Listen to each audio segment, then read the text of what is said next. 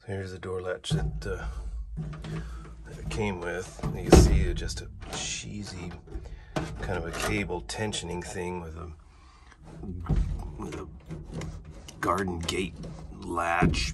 It really lacks integrity. Doesn't stay closed. Just really cheesy. So I made a different latch up.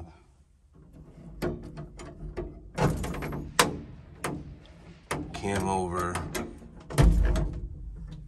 center bell crank and dual push rods with a latch that has a bit more integrity.